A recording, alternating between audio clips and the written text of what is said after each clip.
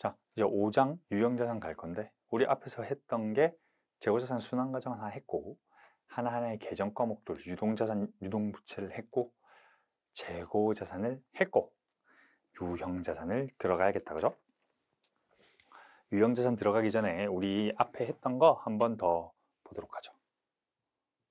우리 쌤 왜 계속 똑같은 거 합니까? 여기에서 이제 재고자산 더하기 유형자산이 나오는 거지. 기업의 가장 큰 자산 4개가 얘네다 이야기했었다, 그죠? 자, 기초, 증가, 감소, 기말이 있을 때 기초에서 증가된 거에서 감소된 걸 빼면 기말인 거지. 자산의 증가 차변, 자산의 감소 대변, 그치? 자, 봅시다. 우리 기본적으로 현금이 증가되는 요 부위가 어디야? 원래 채권에서 회수돼서 증가되는 거지. 그런데 처음에 출자해서 우리가 돈부터 썼다고 해보자고. 예를 들어서 유형자산의 구매라고 해봅시다.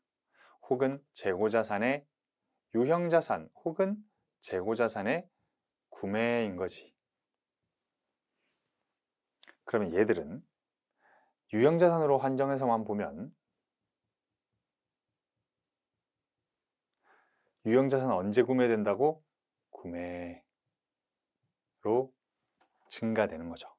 그럼 유형자산은 어떤 게 목적인 자산이라고 했었죠? 앞에서 계속 이야기했는데 재고자산은 판매가 그 목적이고 유형자산은 사용이 목적이다라고 했었죠. 그럼 유형자산은 언제 감소하냐? 라고 하면 사용으로 감소하겠죠. 혹은 처분으로 감소하겠죠. 처분은 우리 나중에 보고 유형자산을 사용함에 있어서 감소하겠지. 자산의 가치가. 유형자산을 사용하면 재고자산이 증가하지. 왜? 우리 재고자산 이때까지 사오는 것만 했는데 재고자산을 생산하는 경우도 있겠지.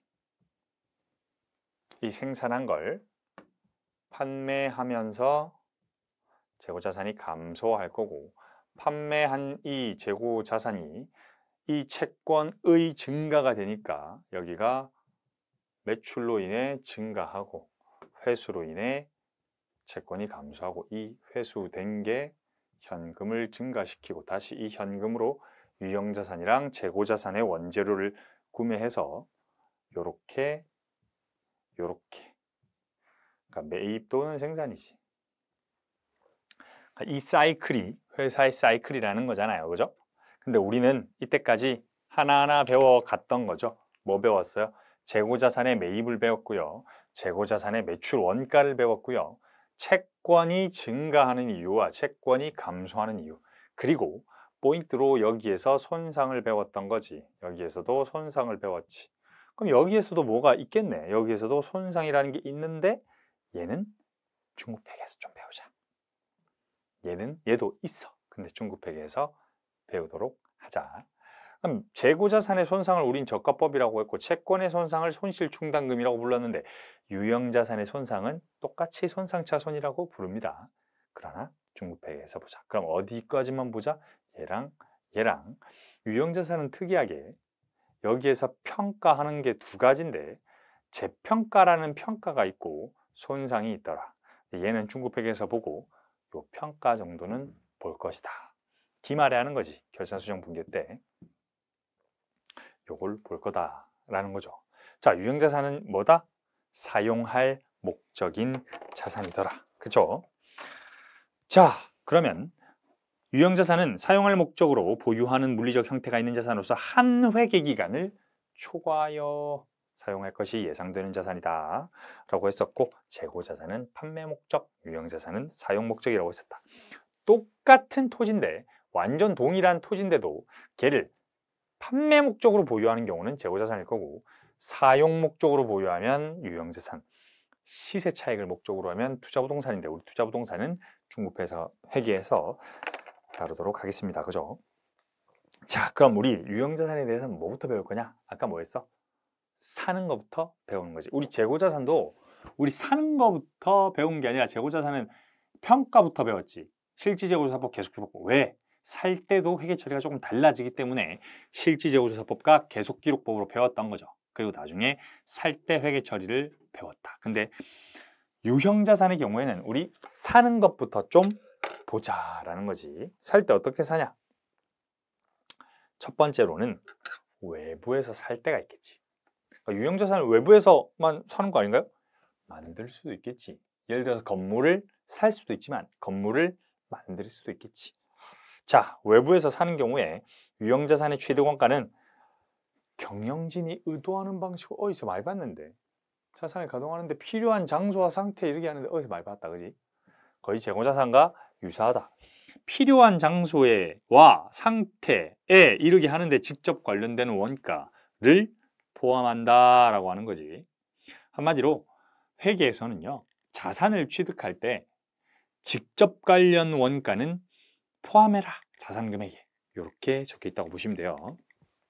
근데 만약에 유형자산의 대부분이 토지와 건물일 텐데 이 토지와 건물은 대부분 붙어 있지. 땅에 건물이 있을 거 아니야. 그랬을 때, 자, 여러분이 모르는 사실 하나. 아파트를 사는 건 건물을 사는 걸까? 토지를 사는 걸까? 자,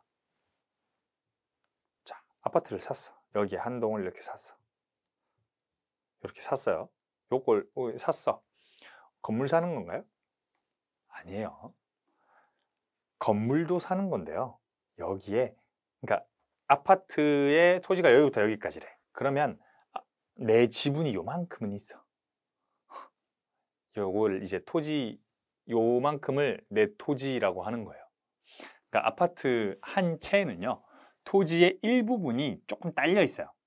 그래서 아파트도 토지와 건물로 나눌 수 있습니다. 그런 것처럼 대부분의 공장이나 이런 건물을 사면 토지와 건물이 딸려오게 되는데, 자, 문제 한번 풀어보죠. 그럼 그럴 땐 어떻게 회계 처리합니까? 아파트 1억 주고 샀는데 이 아파트 토지 건물 어떻게 나눕니까? 라고 했을 때 2001년 1월 1일 제품을 제조하기 위한 공장을 550만 원에 취득했는데 토지는 따로 사면 450이고 건물을 따로 사면 150이래. 그럼 원래는 600짜리인데 그냥 공장이 건설돼 있다 보니까 550에 취득했다는 거지. 오케이. 걔를 어떻게 회계 처리해야 되냐라고 하면 공정가치가 얼마래? 450이래. 건물이 얼마래? 150이래. 합해서 600이래. 근데 얼마에 샀대? 550만 원에 샀대. 어떻게 하면 돼요? 배분하면 되죠. 배분. 어떤 비율로? 공정가치 비율로 배분합니다. 그럼 450만 원 나누기 600만 원 하면 여기가 75%, 여기가 25% 되겠지. 그럼 75%, 550만 원에 75%니까 412만 5천 원이 여기로 오는 거고요. 맞나? 미안합니다. 거래 가격이, 그치, 550만 원에 취득했으니까. 그리고 550만 원에서 곱하기 25% 하면 여기가 137만 5천 원이 돼야 되는데 여기가 현금이 500만 원이 아니라 550만 원이지. 미안합니다. 그치, 요렇게 되는 거지. 자, 그러면 토지 얼마? 412만 5천 원. 건물 얼마? 137만 5천 원 해서 기록하게 되는 거죠. 그쵸? 현금이 500이 아니라 550이네요. 미안합니다. 자, 이게 뭐야? 자, 그리고 2월 1일에 하나 더 취득했네. 기계장치를 50만 원에 취득하면서 설치를 위한 비용이 10만 원이 지출됐대. 설치를 위한 비용. 필요한 장소에, 필요한 상태에 이르게 하는데 들어가는 직접 관련 원까지. 기계장치에 필요한 상태는 뭡니까? 설치까지 해줘야 되지. 에어컨 여러분, 에어컨이라고 생각해봐. 집에 에어컨 달 때 에어컨 설치비 처음에 살 때 따로 줄 때도 있고 에어컨 가격에 포함된 경우도 있죠. 그럼 에어컨 살 때는 얼마 든 거야? 설치비까지 같이 들었다고 다들 생각하지. 그 에어컨 살 때는 항상 설치비가 포함된 거지. 왜? 에어컨이 사용 가능해야 되니까. 그러니까 여기에는 기계장치 50만 원, 설치 비용 10만 원이 아니라 기계장치를 60만 원에 샀다라고 적는다는 거죠. 자, 이게 첫 번째 외부에서 구입할 때의 회계처리였다. 자, 그럼 두 번째로 우리가 외부에서 구입하는 게 아니라 우리가 직접 만든대. 조금 어려운데 막 인부 고용하고 건설 자재 사고해서 직접 만든대. 그럼 우리는 그걸 건설 중인 자산이라는 유형 자산으로 임시 계정을 사용합니다. 다시, 건설 중인 자산이라는 임시 계정은요, 토지도 아니고요, 건물도 아니고요, 아무것도 아니에요. 그냥 유형 자산의 취득 중인 자산이라고 해서 건설 중인 자산이지, 얘는 무조건 토지인가요? 아니요. 무조건 건물인가요? 아닐 수 있어요. 기계장치일 수도 있다. 꼭 건설 중인 자산이라고 해서 건물이다, 아니다. 기계장치일 수도 있고 아파트일 수도 있고 뭐 5만 개, 떼만 개 다 있는 거다. 자, 그럼 우리 예제 2번 보도록 할까요? 일단 요거부터 볼까? 그래서 처음부터 유형자산으로 인식하지 말라는 거지. 왜냐면 처음에 막 건설 자재 사고 이런 게 있을 수 있지. 근데 그때 이 여기에는 유형자산으로 기록하지 말고 뭘로 기록하자? 건설 중인 자산으로 미리 기록하자. 그러니까 12월 31일 현재 딱 잘랐는데 여전히 건설 중이야. 건설이 안 됐어. 그럼 뭐라고 표시돼? 건설 중인 자산. 근데 12월 31일이 지나고 이 날짜가 지나고 12월 31일이 지나고 요때 준공됐대요. 요렇게 지어졌대. 그럼 요때 어떻게 돼? 유형자산으로 바뀐다는 거지. 그렇지? 건설 중인 자산에서 유형자산으로 바뀐다라고 보면 되겠죠. 자, 예제 2번 풀어봅시다. 쉬운 문제니까. 주식회사 대한은 본사를 직접 건축하기로 하였다. 지출 시기와 내역은 다음과 같다. 1월 1일 300, 10월 1일 400, 5월 1일 200. 공사는 언제 됐다? X 2년 내년. 지출액도 X 1년 1월 1일에 300이고 X 1년 10월 1일에 400이네. 그러면 X 1년 12월 31일 기준으로는 아직 건설 중이네. 그죠? 그러면 요때 재무상태표에 건설 중인 자산으로 700만 원 이렇게 기록되겠지. 자, 그리고 X 2년에 완공됐고 완공 시점에 취득세를 납부했대. 취득세도 필요한 장소와 상태에 이르는 금액이겠지. 직접 관련 원가겠지. 여러분, 아파트 살 때든 자동차 살 때든 취득세 내는 걸 뭔가 비용이라고 생각하지 않지. 그거 살 때 같이 사니까 그 금액이라고 생각하는 거지. 자, 그러면 우리 건설 중인 자산은 회계 처리할 때 이렇게 많이 나타납니다. 건중. 프로들의 용어다. 건중. 자, 나중에 이제 회계사들이 건중하면 뭘로 알면 된다? 건설 중인 자산이다 알면 된다. 회계업계에서 건중이라고 다 씁니다. 건중. 1월 1일에 300만 원 해서 쓰는 거지.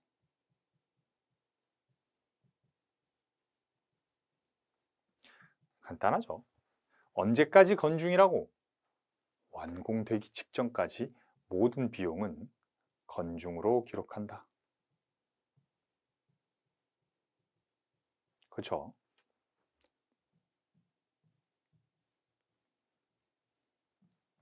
그런데 이 건설 중인 자산을 유형자산으로 대체하는 게 언제다? 유형자산으로 대체하는 게 언제다? 언제 대체한다고? 공사가 완료됨에 따라 사용이 가능할 때. 유형자산의 정의는 사용이 가능할 때니까 이 사용이 가능할 때 7월 31일에 뭘로 대체하는 거야? 건중 3, 4, 2 다 더하면 얼마입니까? 900만 원인가? 900만 원을 이때 얼마도 지출 같이 했죠? 현금 50만 원을 같이 지출했지. 그럼 유형자산 얼마에 취득한 거야? 950만 원에 취득한 거지. 그쵸? 자, 우리 유형자산에서 감가상각 같은 걸 했었지. 앞에서 잠시 했었잖아. 300만 원짜리는 3년으로 나눠가지고 100만 원, 100만 원, 100만 원 3년 쓸 수 있으면 사용기간 동안 감가상각한다 뭐 이런 거 했었잖아. 근데 여러분, 토지는 감가상각을 할까 안 할까? 안 하겠지. 그럼 건설 중인 자산은 여전히 생각하지 않습니다. 자, 유형자산은 어떤 자산? 사용하는 자산. 그럼 뭐에 따라 감가상각해? 사용함에 따라. 토지는 사용한다고 가치가 줄어드나요? 아니요. 그럼 건설 중인 자산은 사용하고 있나요? 아니요. 사용 시작도 안 했어요. 그러니까 건설 중인 자산도 상각하지 않는다. 이해되겠죠? 건설 중인 자산도 감가상각하지 않고 토지도 감가상각하지 않는다. 감가상각은 사용 중일 때 감가상각하는 거다. 자, 근데 유형자산은 재고자산이랑 조금 다르게 추가 취득이라는 게 있을 수 있더라. 뭔지 봅시다. 자, 유형자산의 경우 한 회계기간 이상 사용된다. 그러므로 사용하는 동안 수선 유지 또는 증설, 개량, 대체 등의 과정에서 비용이 발생할 수 있다라는 거지. 최초 취득 이후 추가로 비용 발생되는 경우 경제적 효익이 존재하는지 검토한다. 예를 들게요. 여러분이 건물을 샀는데 엘리베이터가 없는 거야. 그래서 엘리베이터를 설치했어요. 그거는 건물 가격을 높여주나요? 건물 가격에 상관이 없나요? 건물 가격을 높여주죠. 또 계단이 이렇게 치자. 우리 건물이 3층짜리 건물이었대. 근데 우리 위에 하나를 증설했대. 4층으로. 얘는 뭐야? 건물 자체를 새로 추가로 취득하는 거지. 그러니까 얘는 뭘로? 자산의 증가로 회계 처리하는 거예요. 근데 여기 건물 외벽에 청소를 좀 했대. 물 뿌려가지고 청소를 좀 했대. 얘는 뭐야? 건물의 가치와 아무 상관없지. 걔는 비용으로 처리한다라는 겁니다. 다시, 건물을 증설했대. 자산이다. 건물의 외벽을 청소했대. 뭐다? 비용이다. 이해되겠죠? 한마디로 이 건물을 증설함에 따라 경제적 효익, 즉 권리가 증가하겠지. 내 자산의 가치가 증가하는 거잖아. 근데 얘는 자산의 가치 증가도 없고 내 권리의 증가도 없겠지. 그러니까 얘는 수선유지비, 위에 거는 뭘로? 자본적 지출. 그러니까 말이 좀 어렵지. 자본적 지출, 수익적 지출이라고 하는데 비용적 지출이라고 하는데 그걸 왜 이걸 수익적 지출이라고 하나요? 실제로 그러니까 요것도 그냥 실무적인 용어예요. 실무적인 용어인데 대다수의 책에서 이렇게 좀 이야기를 하고 있지만 중요한 건 뭡니까? 얘는 자산으로, 얘는 비용으로 자산성을 검토한다는 점이 중요하지. 자본적 지출, 수익적 지출을 굳이 외울 필요는 없어요. 이렇게 본다라는 거. 자, 예제 03. 창문을 청소하기 위해 용역비로 10만 원을 지출했다. 오케이, 현금 10만 원. 이는 수익적 지출에 해당한다. 그럼 비용이지 뭐. 비용 10만 원. 건물 중축을 위해 현금 150만 원을 지출했다. 현금 150만 원. 이는 자본적 지출에 해당한다. 그러면 건물 150만 원. 쉽죠? 이렇게 한다. 이렇게 한다는 점 알고 있으면 되겠습니다. 자, 취득할 때는 그럼 이렇게 한다. 우리 유형자산의 증가가 있었고 감소가 있었지. 그러면 우리 사용함에 따라서 뭐 해줘야 돼? 감가상각을 해줘야 된단 말이야. 상각을 해줘야 돼. 그 감가상각을 하는 방법이 지금부터 소개할 건데, 우리 유형자산은 기본적으로 원가 모형을 많이 채택하고 있습니다. 다른 모형도 있긴 한데 그럼 뒤에서 설명할게요. 그래서 원가 모형부터 먼저 좀 보자. 원가 모형이라고 하면 취득 원가에 따라 인식하는 모형을 이야기합니다. 자, 유형자산은 애초에 한 회계기간 이상 사용하는 자산이죠. 한 회계기간 이상 사용하기 때문에 뭘 하는 거야? 상각을 해야 돼. 이 상각은 무슨 말이야? 원래 취득 원가가 있는데 이 원가를 배분한다는 거야. 올로케이션 한다는 거야. 이거 앞에서 했었다, 그지? 30만 원에 산 기계장치가 있는데 3년밖에 못 쓴다고 하면 우리는 3년 동안 비용으로 인식해야 되지. X1년 초에 바로 30만 원으로 비용으로 인식해선 안 된다라는 거지. 그러면 어떻게 비용을 인식합니까? 라고 하면 요 파란 줄 한번 칠까요? 외계어의 파란 줄 한번 치자.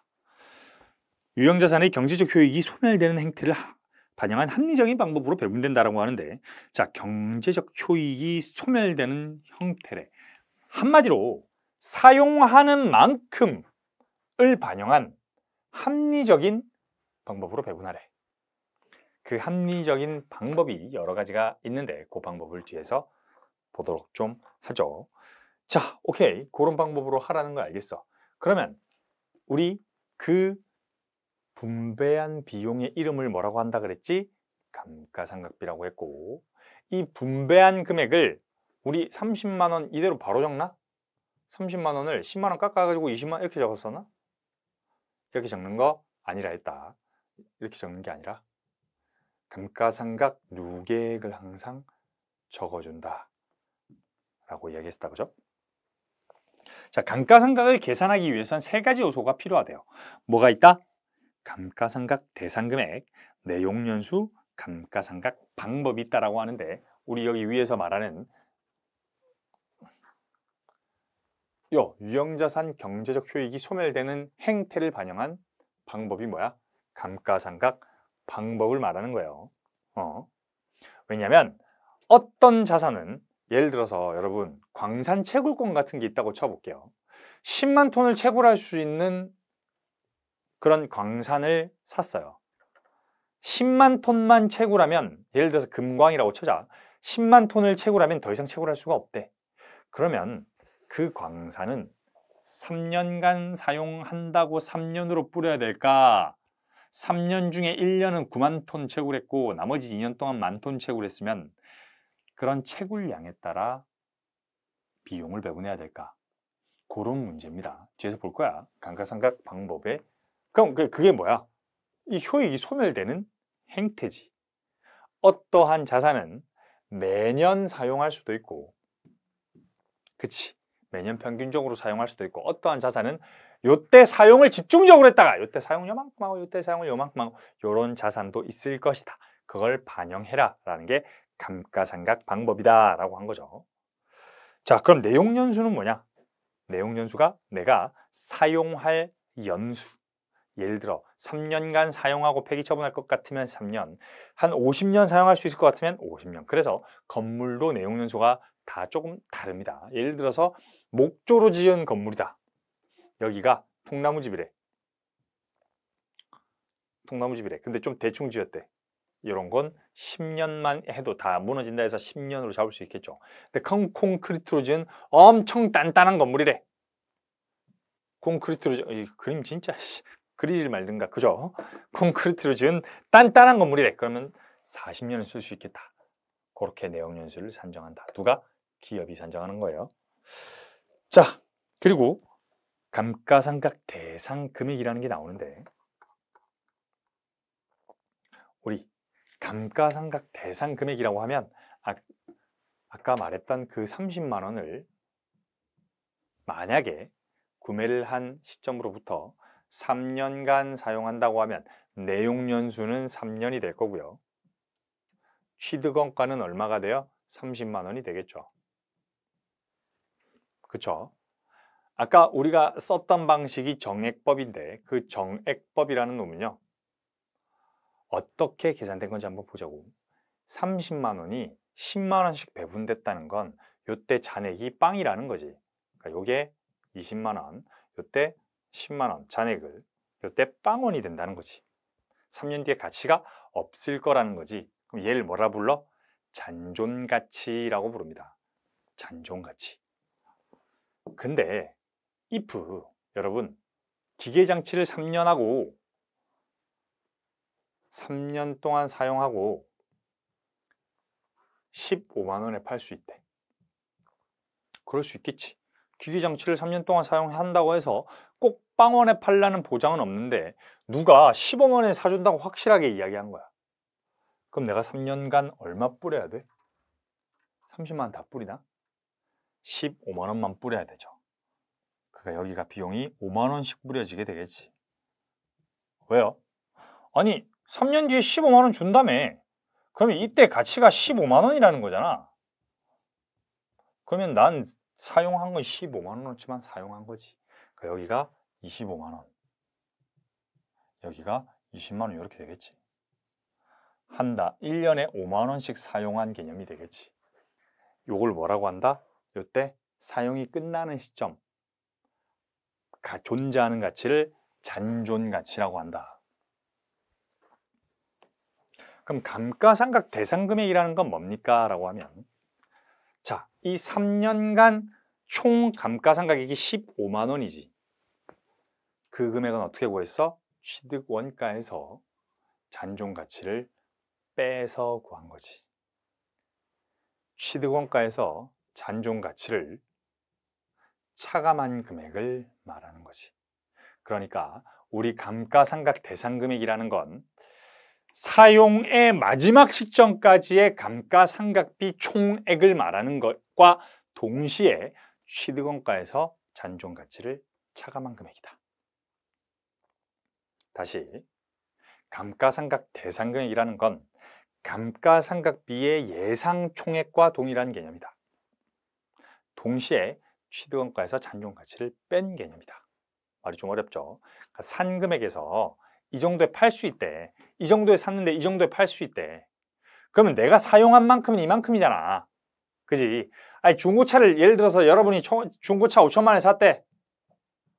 5만 원에 샀대. 중고차 5만 원에 사서 2만 원에 팔았대. 언제? 3년 동안 타고. 그럼 3년 동안 여러분이 얼마 가치를 탄 거야? 3만 원의 가치를 탄 거지. 감가상각비 만 원, 만 원, 만 원이라는 거지. 알겠죠? 그게 감가상각 대상금액이다. 그 잔존가치는 누가? 기업이 추정한다. 자, 그러면 이제 요소가 다 나왔네. 취득원가가 있고 아까 30만 원에 취득한 기계장치의 잔존가치가 0원이라면 그렇죠? 3년간 사용한다라고 해서 이렇게 하는 건데 이 방법이 뭐야? 정액법이라고 해서 같은 금액, 일정한 금액을 매년 상각해주는 방법을 정액법이라고 하는 거예요. 이게 어떤 거다? 감가상각 방법. 그리고 여기에 있는 요게 내용연수지. 그치? 그리고 요 놈이 감가상각 대상금액인 거지. 그러면 감가상각비는 10만 원인데 감가상각비 10만 원을 구하기 위한 요소들이 요 세 가지다 라는 거지. 아니, 물론 심플하게 30만 원짜리 3년 쓸 거면 10만 원 아닙니까? 라고도 말해도 되는데 30만 원짜리 3년 뒤에 0원이고요. 3년 쓸 거라고요. 3년간 일정한 비율로 사용할 거예요. 그러니까 1년에 10만 원씩 비용일 겁니다. 라는 겁니다. 아시겠죠? 자, 오늘은 여기까지 좀 하고 복습하고 마무리를 좀 하도록 하죠. 복습하고 다음 시간부터 우리 감가상각 방법에 대해서 이야기를 해보도록 하죠. 우리 오늘 재고자산부터 했었다. 그죠? 170페이지. 재고자산의 취득원가 결정 방법에 대해서 이야기했어요. 자, 유형자산 취득원가 결정 방법과 유사한 점이 좀 있었는데 조금 다른 게 있더라. 그지? 여러분, 재고자산도 근데 사실은 취득원가를 결정할 때 자기들이 생산할 때는 또 그 생산한 재고자산을 우리 부르는 이름이 있었어. 제공품. 그치? 그런 것처럼 건설 중인 자산과 제공품은 어떻게 보면 유사한 거다. 그죠? 건설 중인 자산은 뭐예요? 유형자산을 취득하는데 기말 딱 시점으로 아직 사용하지 않고 덜 된 거. 제공품 뭐예요? 재고자산을 뭔가 만들고 있는데 딱 제품화된 게 아니라 덜 된 거. 이런 개념이다. 그러니까 재고자산 취득원가 결정부터 봤었는데 재고자산은 현재 여기 지금 170페이지 밑에 박스 봐야지. 현재 장소에 현재 상태에 이르게 하는데 발생한 기타 원가 다 포함하고 매입원가, 전환원가 포함하는 거고 우리 바로 뒤로 와서 유형자산에서는 뭐라고 했어? 유형자산에서는 필요와 자 191페이지 필요한 장소와 상태에 이르게 하는데 직접 관련되는 원가를 모두 포함한다고 하지. 다시 170페이지 아래 하늘색 박스 양가로 1번 재고자산의 취득원가는 매입원가, 전환원가 및 재고자산을 현재의 장소에 현재의 상태에 이르게 하는 발생한 기타 원가를 모두 포함한다. 191페이지 1번 외부 구입에 유형자산의 취득원가는 구입원가에 경영진이 의도하는 방식으로 자산을 가동하는 데 필요한 장소와 상태에 이르게 하는 직접 관련 원가를 모두 포함한다. 결국 직접 관련 원가는 다 포함한다는 거야. 근데 간접 관련 원가, 한마디로 말하면 뭐 교육 훈련비, 뭐 낭비된 돈 이런 거는 포함하지 않는다라는 거죠. 왜? 자산이니까.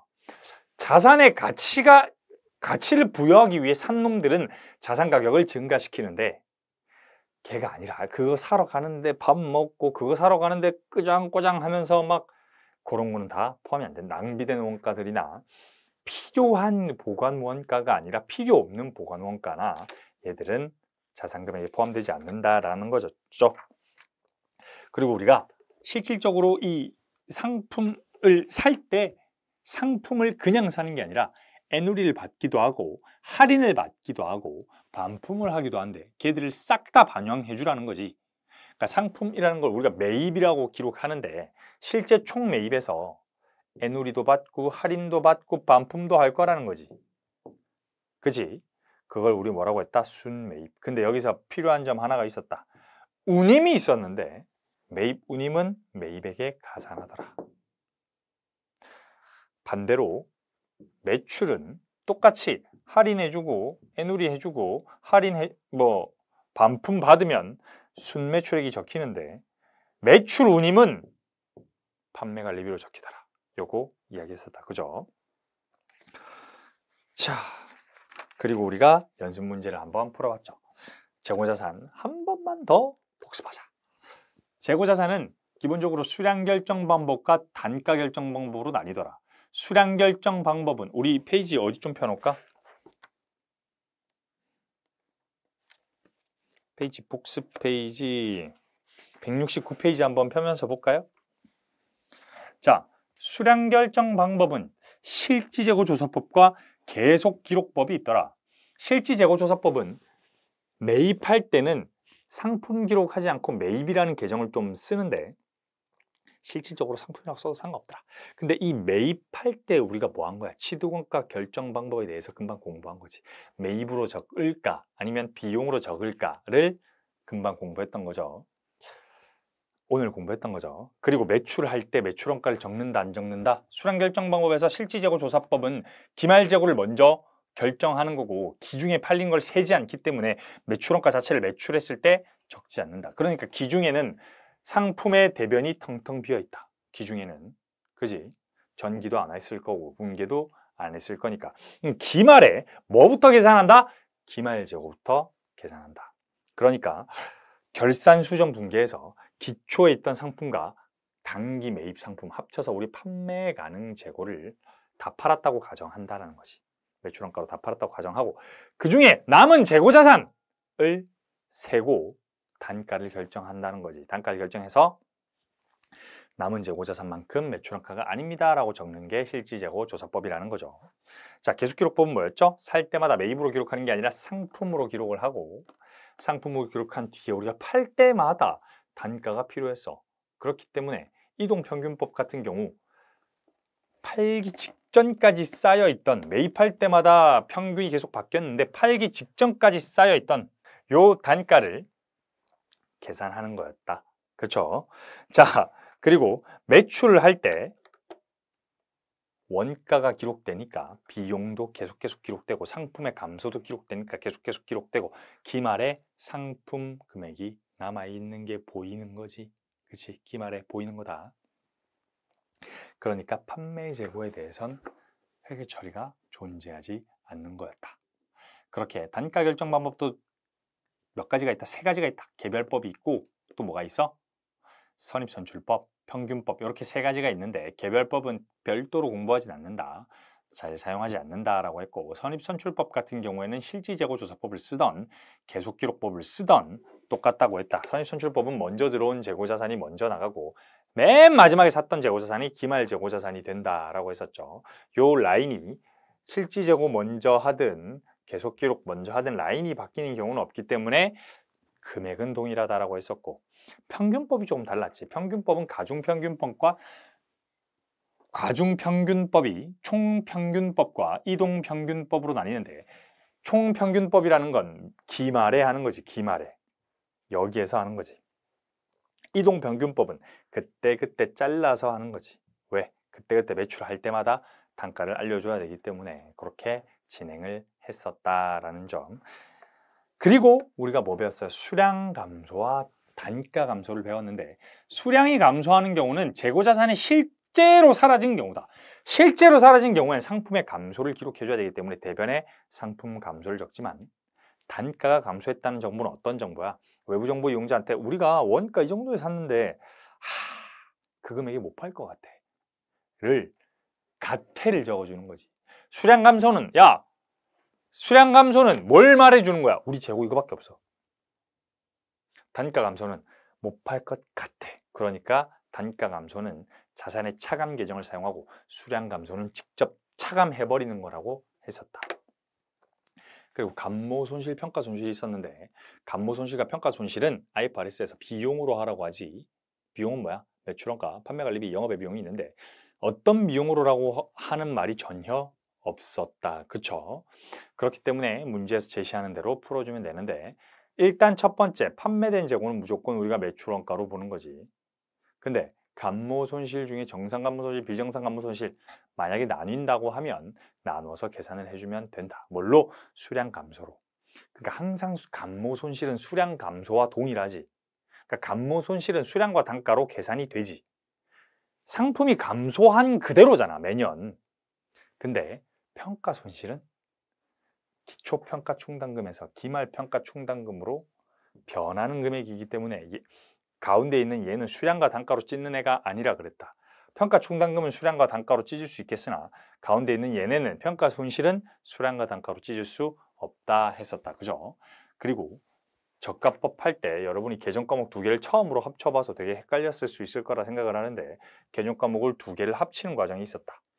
자산의 차감 계정과 자산 계정을 합치다 보니까 자산의 차감 계정이 대변의 기초금액이 있고 자산 계정이 차변의 기초금액이 있다. 그러니까 얘가 이쪽으로 갈 때 마이너스 부호로 가더라.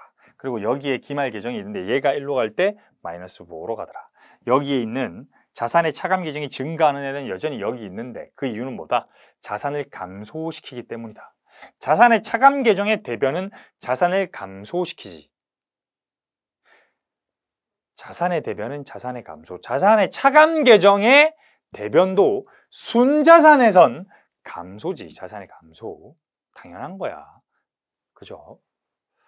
자, 이렇게까지 공부를 좀 했었습니다. 그죠? 재고자산 여러분 복습 많이 하셔야 돼요. 재고자산 이해가 조금 처음 하면 원래 다 어렵습니다. 처음 공부를 시작할 때부터 쉬운 사람은 아무도 없다고 그랬다. 그죠? 응애할 때부터 하와이어 한 사람 없다 했잖아. 그런 것처럼 처음 하면 어려워요. 근데 여러분이 공부를 하실 때 어렵지 않으면 성장하지 않는 겁니다. 잘 생각하셔야 돼요. 요런 이야기를 또 어떤 분이 좀 하셨는데, 모르는 걸 공부해야 되는 거지. 아는 걸 계속 공부한다고 내 지식이 늘어나는 게 아니지. 머리에 계속 새로운 걸 집어넣어야 내가 아는 게 계속 늘어나는 거죠. 그러니까 모르는 걸 집어넣어야지 아는 걸 계속 집어넣어봐야 의미 없죠. I'm fine, thank you. How are you? I'm fine, thank you. 하루에 10,000번 한다고 영어 느나요? 안 늡니다. 뭘 해야 돼? 더 깊숙한 영어 단어와 더 깊숙한 영어 문법을 공부해야 영어가 늘고 뭐 이런 거지. 그치? 외국인이랑 대화도 해보고 이래야 영어가 느는 거지. 그러니까 어렵잖아. 처음에 예를 들어서 외국인이랑 대화하는 게 쉬운 사람도 계시겠지만 어려운 사람들도 있단 말이죠. 그 어려운 막 머리 쥐어짜고 이런 걸 겪어야 느는 거지. 항상 머리가 쥐어뜯길 것 같은 그런 기분을 경험하셔야 성장하시는 겁니다. 머리 쥐어뜯으면서 복습하시고 그래도 도저히 모르겠다. 질문하라니까. 질문해요. 해결하셔야 되고 이해하셔야 됩니다. 이해하기 전에 넘어가지 말라고 했어요. 재고자산 꼭 복습 많이 해보시기 바라겠습니다. 자, 그렇게 재고자산을 우리가 마무리했더라. 그리고 유형자산에 넘어와서 우리가 유형자산 같은 경우는 증가하는 이유가 구매고 감소하는 이유가 사용이라고 했더라. 근데 증가하는 이유가 몇 가지가 있더라. 외부에서 산 경우가 있고 자기가 건설하는 경우가 있고 그리고 추가로 취득하는 경우가 있더라. 외부에서 구입하는 경우 만약에 토지 건물이 함께 있을 수 있다. 그리고 취등록세 같은 부가적인 금액이 있을 수 있다. 취득록세 같은 부가적인 금액은 당연히 플러스 알파로 집어넣어 주는 거고, 재고자산과 같이 낭비된 원가 같은 애들은 여기에 집어넣어 주는 게 아니라 비용으로 처리해야겠지. 그리고 일괄적으로 취득했다라고 하면 토지 건물이 붙어 있다면 뭘로 배분해줘라? 공정가치 비율로 배분해줘라. 다시 뭘로 배분해줘라? 공정가치 비율로 배분해줘라. 그리고 두 번째로 직접 건설하는 경우가 있는데 우리가 새로운 개정 과목이 나왔다. 어떤 개정 과목? 건설 중인 자산이라는 개정 과목이 나왔는데, 건설 중인 자산은 무조건 건물인가요? 아니다. 기계장치일 수도 있고요. 건물일 수도 있고요. 토지일 수도 있는 거예요. 취득 중인, 아직 사용하지 않고 취득 중인 건 전부 건설 중인 자산이다. 자, 그리고 세 번째가 뭐였죠? 추가 취득이었는데, 자본적 지출과 수익적 지출, 이렇게 말하면 좀 어렵더라. 자본적 지출이 뭐다? 자산성이 있는 애들. 수익적 지출이 뭐다? 자산성이 없는 애들이더라. 자산성이라고 하면 우리 자산은 뭐였지? 권리. 어떤 권리? 경제적 효익을 창출할 잠재력을 지닌 권리. 즉 추가로 건물을 지어 놨는데 위에 추가로 건물을 올린대. 경제적 효익이 늘어나지. 그러니까 얘는 뭐야? 자본적 지출로 자산 금액에 가산하는데, 외벽을 닦았대. 외벽을 닦는다 해서 건물의 자기 가치가 늘어나지는 않죠. 본질 가치가. 그러니까 걔는 뭐다? 비용이다. 이렇게 이야기를 했었다. 그리고 우리가 사용할 때 삼각해 나가야 된다. 그지? 근데 삼각해 나가는데 원래 앞에서는 30만 원을 3년에 10만 원 이렇게 했었는데, 사실은 그건 어떻게 배분한 거더라? 자, 첫 번째 연도에 이렇게, 두 번째 연도에 똑같이, 세 번째 연도에 똑같이 돼 있는 거더라. 요소가 총 3가지가 있더라라고 했던 거지. 요 3이라는 글자가 뭐다? 내용연수였다. 몇 년 사용할 건지에 대한 이야기였고, 이 3분의 1이라고 하는 건, 똑같이 3분의 1이라고 하는 건 매년 일정한 금액을 한다고 해서 정액법이라고 하는데, 얘는 뭐다? 감가상각의 방법이더라. 감가상각 방법이 뭐냐라고 하면, 사용한 그 행태에 따라 사용량이 엄청 많으면 거기 사용한 만큼 가치가 줄어들 테니까 걔를 반영해야 되는데, 사용량이 요렇게 되면 요렇게 감가상각을 하는 건데, 근데 사용량이 일정하다면 정액법을 사용해라 라는 거였지. 자, 그리고 우리가 잔존가치와 취득원가를 합쳐서 감가상각 대상금액이라고 이야기를 했다. 잔존가치는 뭐다? 내용연수가 끝나는 시점에 이 자산에 남아있는 가치를 잔존가치라고 하고, 취득원가에서 잔존가치를 뺀 건 뭐다? 감가상각 대상금액이라고 하는데, 감가상각 대상금액이라는 건 앞으로 인식할 감가상각비의 총액을 이야기하는 거더라. 즉 감가상각비로 뿌릴 원가 배분, 코스트 얼로케이션을 할 금액을 이야기하는 거더라 라는 거였다. 그죠? 자, 여기까지 하고 우리 다음 시간에 감가상각 방법도 풀어보도록 하죠. 재고자산 복습 열심히 하시길 바라겠습니다. 오늘 고생 많으셨고요. 감사합니다.